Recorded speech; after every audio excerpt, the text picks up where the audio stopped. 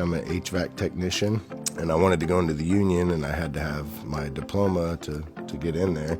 Really, up to that point, I was 39 years old. I had never used the diploma, so in my head I thought, I don't really need it because I'm over here doing this, But I remember coming up in school, and it was, I don't know if they were just stretched too thin, but a lot of the time coming up in school, you'll raise your hand and ask for help, and you might get that help that first initial time, but then you either get frustration or they just don't have time. I don't know algebra. I know I needed to learn a lot. Math was going to be my downfall, which is probably what most people deal with, and so I looked around here quite a bit to find a place where I felt like it would be close enough it would fit with my schedule, which was a really hard thing being an HVAC technician, and just everything I found, nothing really lined up. And then I live right down the road from the campus here, and I saw it and I thought, well, I'll go in and see. They were one of the only ones that I could find that had a night class that I could come in after work and do it.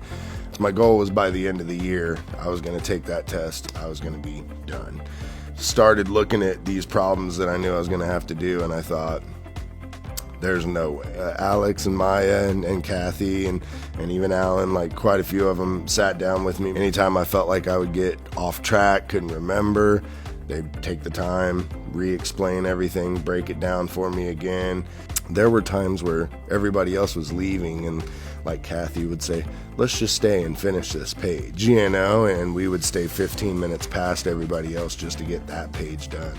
They cared to pour their time into me like that. That meant the world to me because, man, they're volunteers here. They're here just to help me.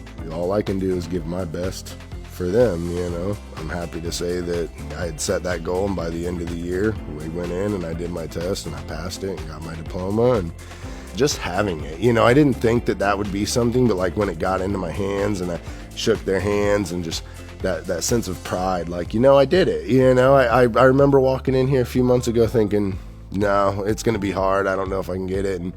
And here it is, it's in my hands and it's all done. So right towards the end of that, I had a different offer come in, and I, thought, well, maybe I'll try to explore this. The union's not going to go anywhere. I have my diploma now, so I'll be good.